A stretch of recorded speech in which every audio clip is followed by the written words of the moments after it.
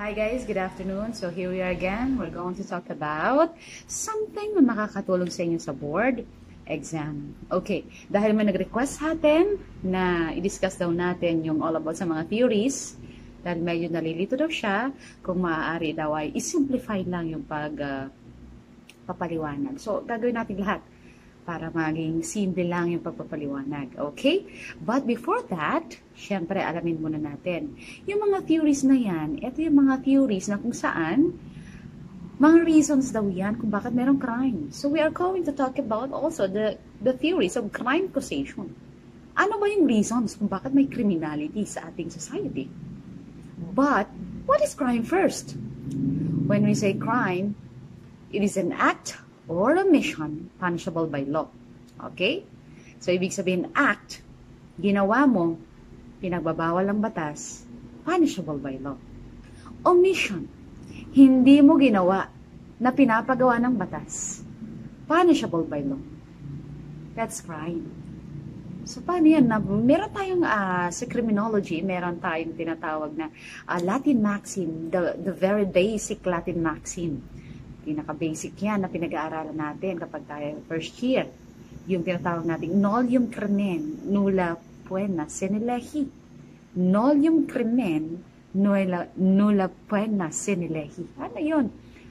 There is no crime when there is no law punishing such crime. So, kung walang batas, walang crime.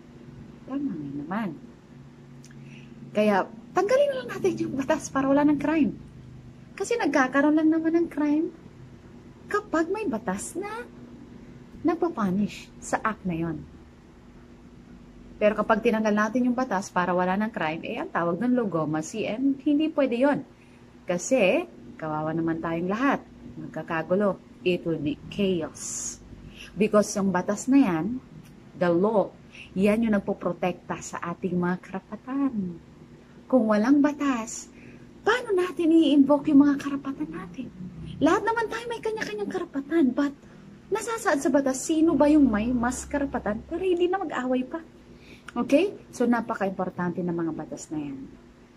But, ang pag-usapan natin is, ano ba yung reasons kung bakit may crime?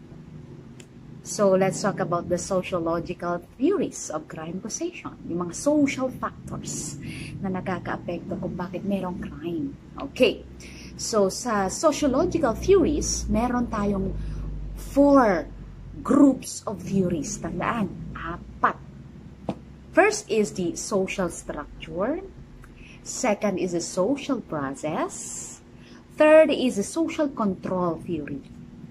So, sa social structure, we are talking about here the economic structure. Sa process naman, social process, we are talking about here the faulty upbringing, kung bakit may criminality. Sa social reaction naman, we are talking about the stigma and the labeling. So, kaya nga may labeling theory din na tawag dyan. So, sa social control theories naman, yung mga nakokontrol tayo ng ating mga internal and external forces na tinatawag, papasok na dyan yung social bond theory.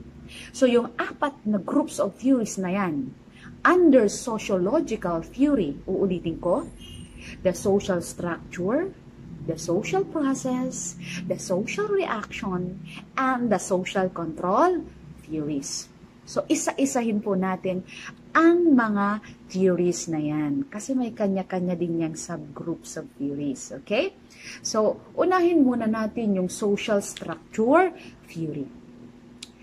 Sabi sa social structure theory, may crime daw, may delinquency, may criminality, because it is a function of person's place, yung lugar kung saan siya nakatira.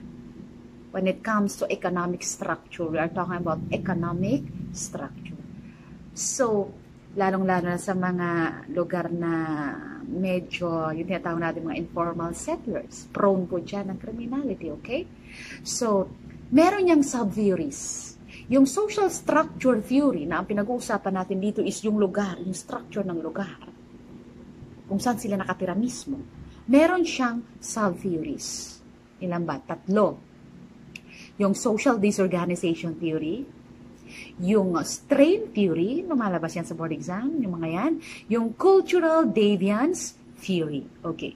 Sa social disorganization theory, we're going to talk about the conditions with the urban society. Urban, rural. Anong pagkakaiba ng urban sa rural?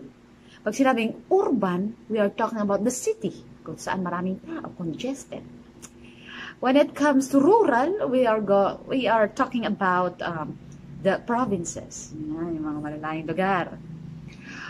Sa strain theory naman, ang pinag-uusapan natin dito is yung pagkakaroon ng conflicting between the goals. Yan, kaya nagkaroon ng strain. So, ano naman yung cultural deviance theory? So, pagbuo ng tinatawag na independent subculture. So, iisa-isahin din po nating ipapaliwanag yung mga sub-theories ng social structure theory. Unahin muna natin yung social disorganization. Bakit, ma'am? Social. Involved ba ang society? Yes. By the way, sino kayo nagsabi na ang crime daw is a social phenomenon? Naalala niyo pa ba? Siya po yung Dean of Criminology, si Edwin Sutherland. Sabi niya, crime is a social phenomenon. So kung mag-isa ka lang, asan ang crime doon? Okay? So dapat involved daw yung society dyan. Kaya, saan tayo nakatira? Sa society. Part tayo ng society, yes. Member tayo ng society, yes.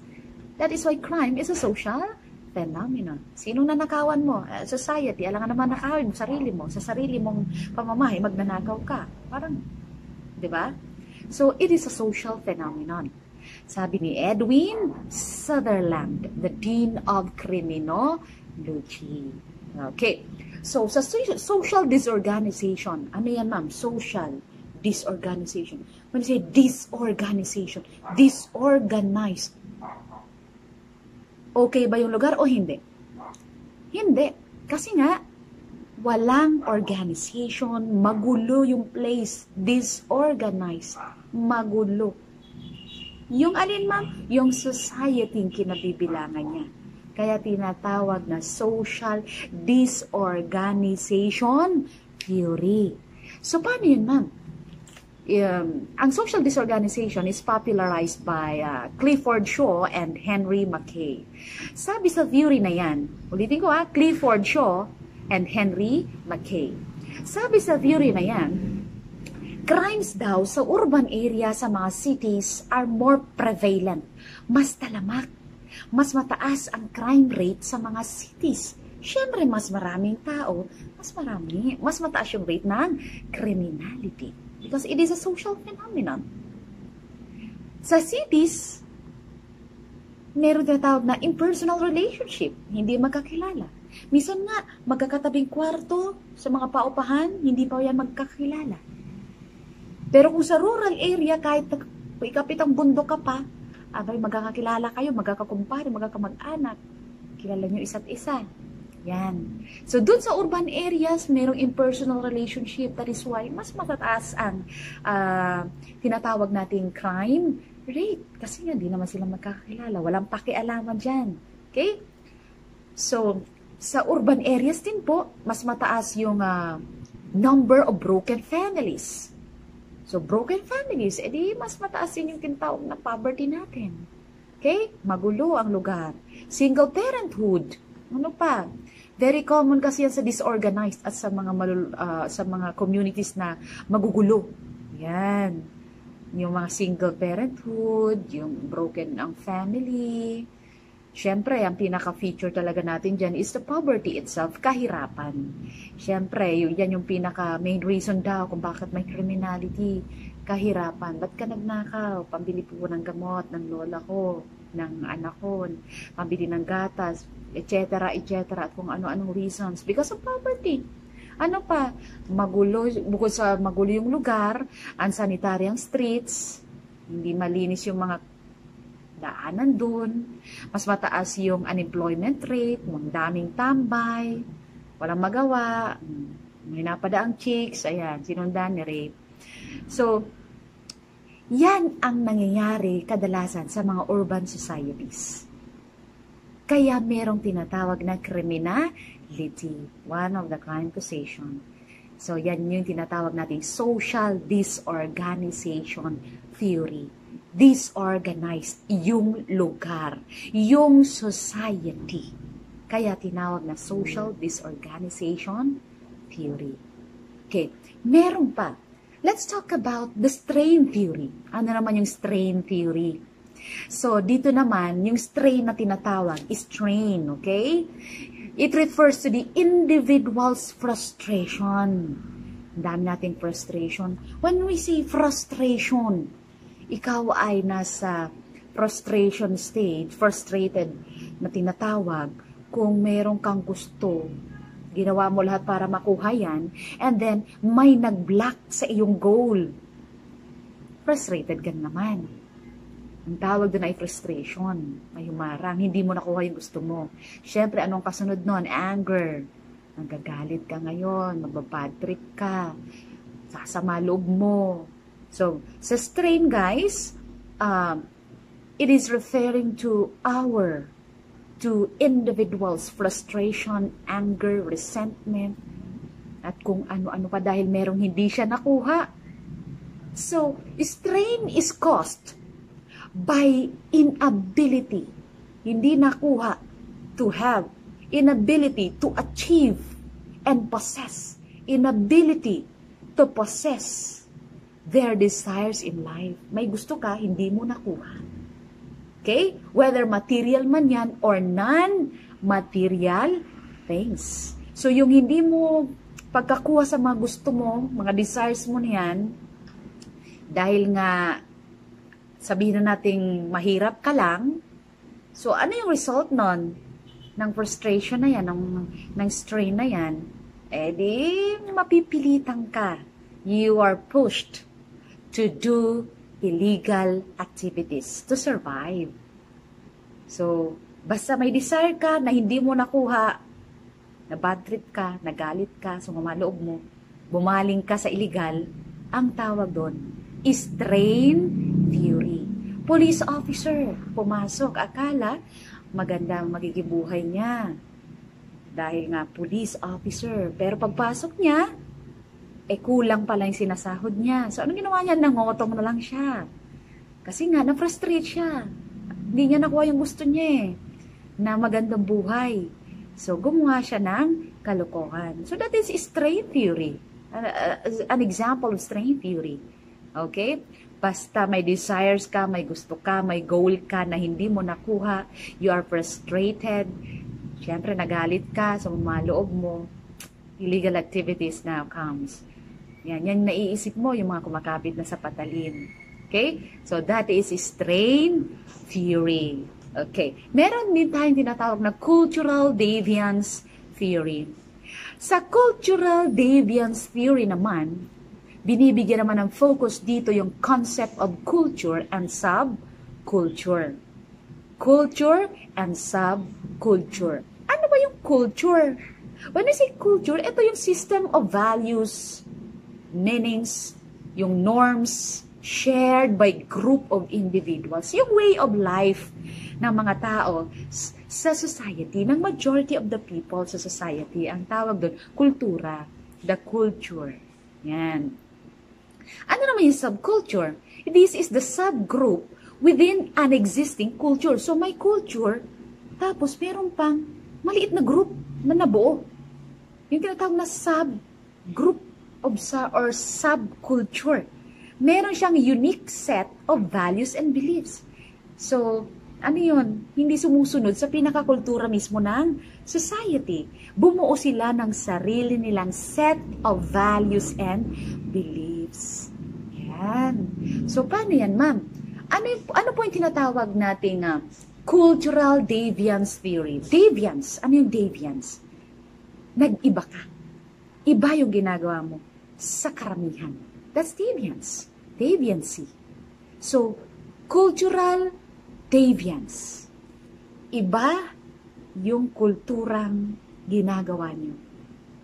Bumuo kayo ng sarili nyong kultura. Hindi kayo sumunod sa culture mismo ng society. So, bakit nangyayari to?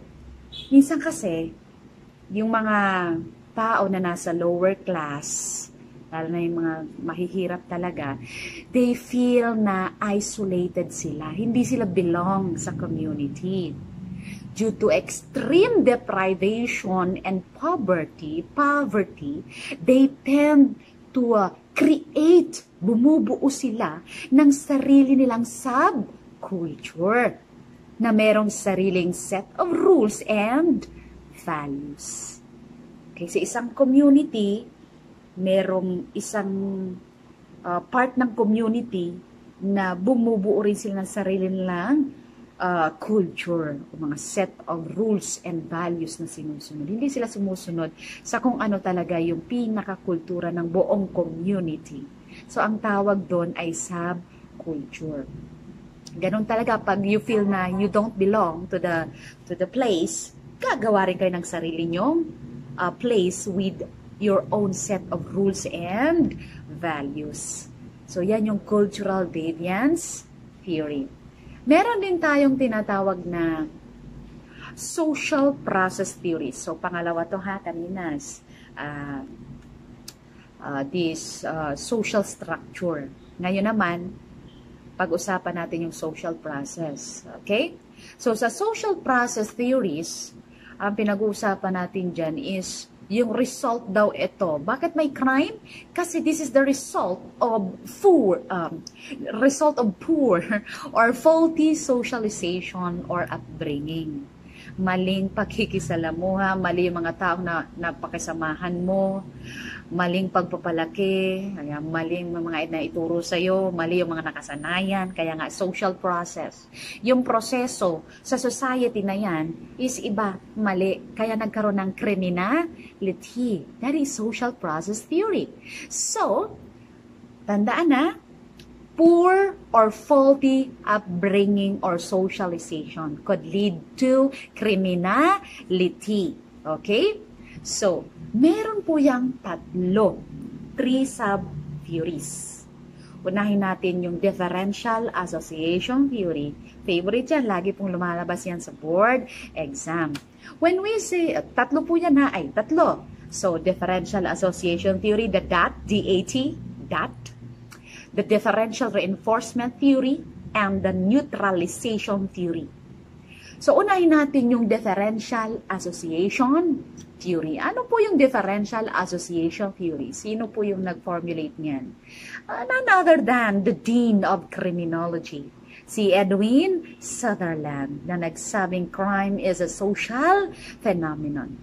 So, siya po ang nagpauso ng DAT, differential association theory. Napaka-favorite niyan sa board exam. Okay? So, ano yan? This theory states that criminality can be learned through socialization. So, ibig sabihin, kung sino yung nakakasalamuha mo lagi, maaari mong matutunan ang crime. So, kung yung mga tropa mo, talagang mga magnanakaw, maaaring matutunan mo yung mga ways kung paano sila nagnanakaw. Yung mga gumagawa ng mga crimes, halimbawa, yung hacking, yung mga tropa mo, puro mga hackers. So, malamang sa malamang matututunan mo yan. So, that is differential association theory. Bakit differential association? Yung iba't iba mong mga grupo, iba't ibang tao na nakakasalamuha mo, na nakiki-associate ka. Ayan. Nakakasama mo. Iba-iba sila. Lalo na kung ang mga ginagawa nila ay mga kalokohan. Oh, that's differential association theory. Matututunan mo ang criminality. Okay? So, criminal behavior daw is influenced by people with whom the individual or ikaw mismo has regular or frequent contact. Kung sino yung lagi mong kasama. So, malamang sa malamang, magagaya mo talaga yung kanilang mga pinagagawa. Okay? Lalo na kung mahina ang iyong personality, ikaw talaga mahahatak niyan ng mga taong gumagawa ng mga kalokohan. So, criminality can be learned. Tandaan na, Sa differential association theory, iba-iba yung mga grupo, yung mga tao na kasalamuha mo, na kung saan matututunan mo ang criminality. Tandaan po, sa DAT, Differential Association Theory ni Edwin Sutherland, sabi niya, criminality daw can be learned. Papaano mo matututunan ang criminality?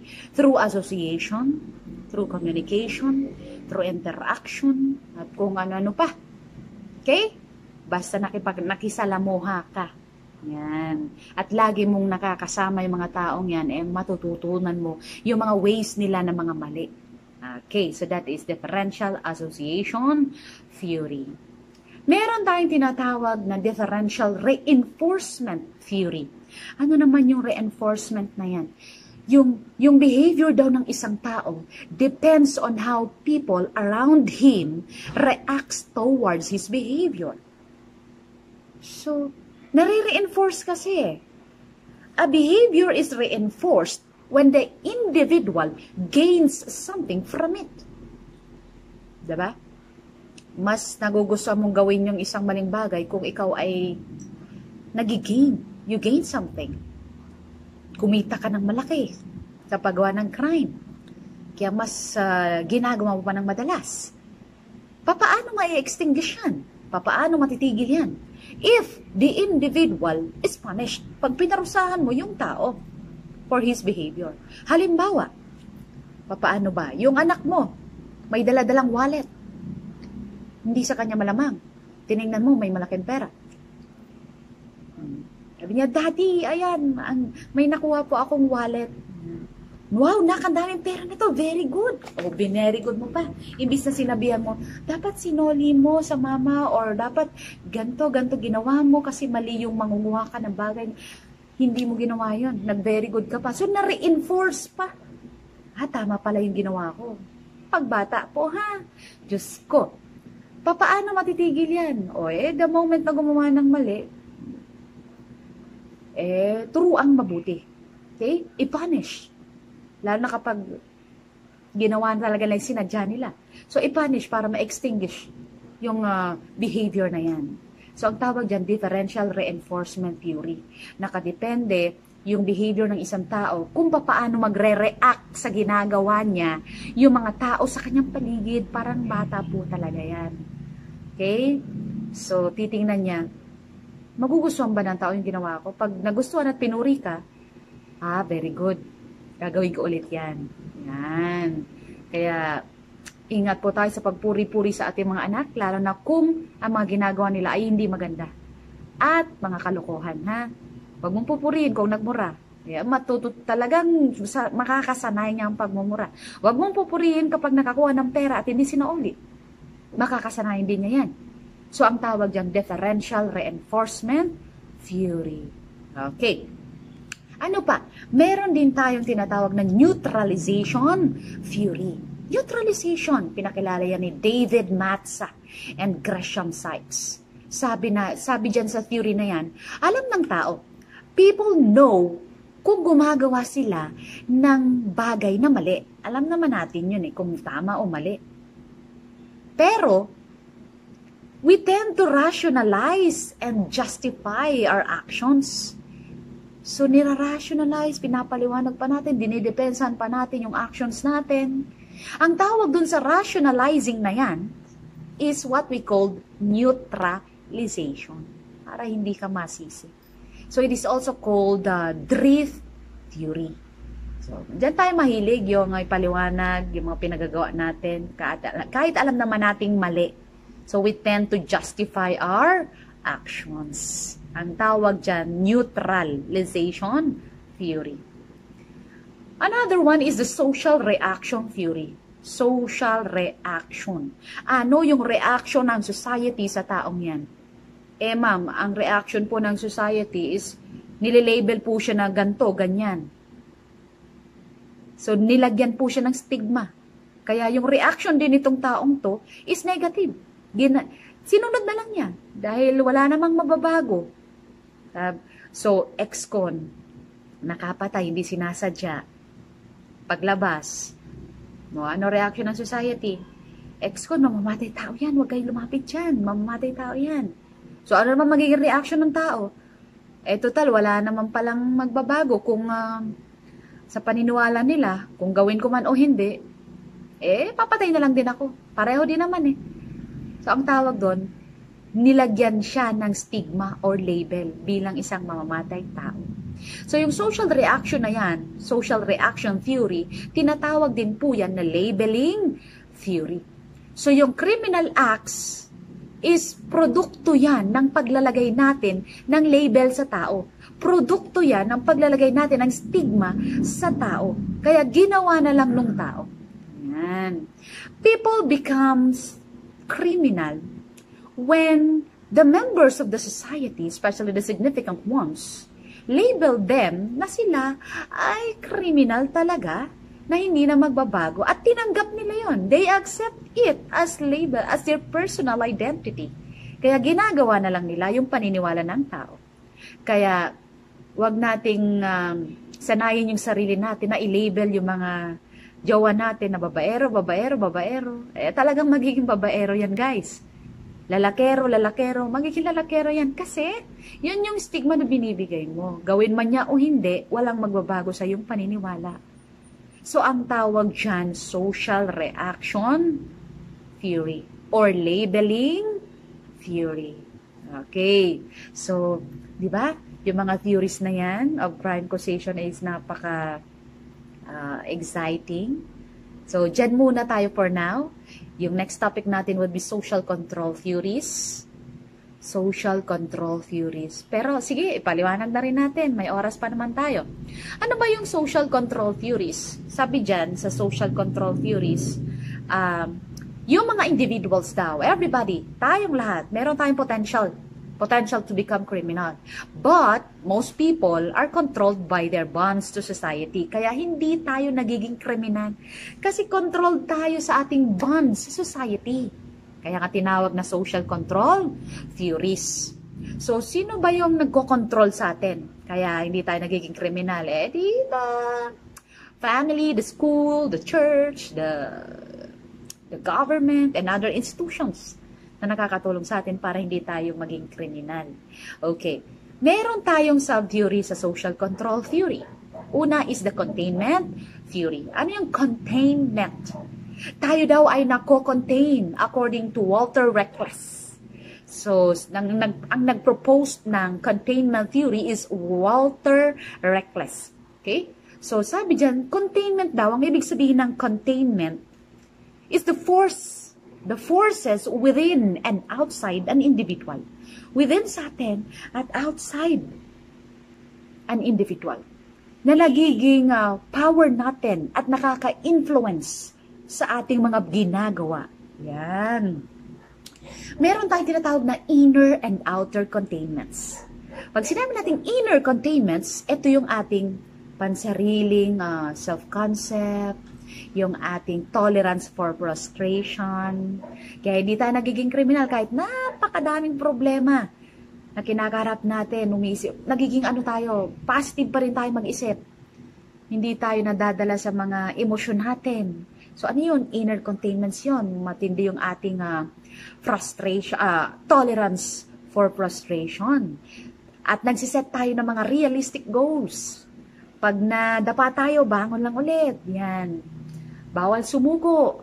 Pag bumagsak sa board exam, take ulit, review ulit. Huwag kang susuko hanggat di mo nakukuha yung lisensya mo. Yan yung mga tinatawag na inner containments. Hindi tayo nagpapadala sa kung ano man yung mga masasama nangyayari sa ating buhay. Yan, mga positive self-concept na tinatawag. Ano pa? Yung tinatawag natin ng mga outer containments. Ito yung mga kasama dito yung family natin. Yan, outside the individual, yan ha. The family, the institution, the school, the church, yan. Yan yung mga tumutulong sa atin para hindi po tayo maligaw ng landas. Yung inner and outer containments, guys, nakakatulong po yan para ma-prevent natin ang criminality. So, yan po ha. Meron din tayo tinatawag na social bond theory. Ano naman yung social bond theory? It was formulated by Travis Hirschi. Travis Hirschi. So sabi dyan, crime daw is a result of individuals kapag nanghihina yung bond niya, yung kapit niya, yung dikit niya sa social institution. Okay? So, naliligaw tayo ng landas kasi nga hindi tayo makapit sa ating social institution na tumutulong para hindi tayo maging kriminal. So, sabi sa theory na ito, meron siyang 4 elements. Kailangan, meron tayong belief. Meron tayong involvement. Meron tayong attachment. At meron tayong commitment. Yan, commitment. Ang acronym niyan, BIAC. Dapat daw, matindi yung biyak natin sa society, sa community, sa social institutions, para hindi tayo maligaw ng landas. Dapat matindi yung ating paniniwala, belief, yung ating involvement, yung ating attachment, at yung ating commitment sa social institution. So, napaka-importante ng biyak ha. Pag nakita nyo yung biyak na yan, kahit sa mga biyak na yan sa board exam, alam na natin yan. That is social bond theory. Kailangan matindi yung kapit natin sa ating social institution. Wag tayong panghinaan ng kapit sa ating mga social institutions, lalong-lalo na sa ating family. Okay? So that is social bond theory. Yan po yung mga theories na mga importante in crime causation. So, yan muna for now, guys. So, sana nasagot ko yung tanong mo. Okay? Thank you so much.